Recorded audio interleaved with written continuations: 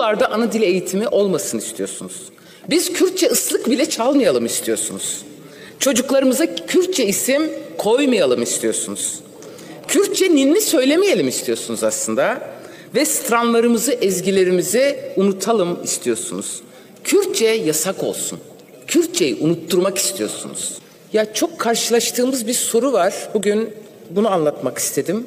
Bütün tartışmalarda, mecliste, basında, gittiğimiz her yerde DEM Parti, HDP, daha önce aynı gelenekten gelen partilerimiz bize şu soru yöneltiliyor. Kürtler ne istiyor?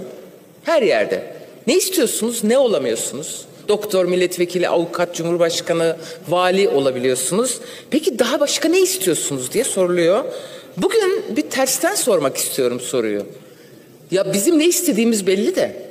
Eşit, özgür, adil, hakça bir yaşam. Bizimki bu.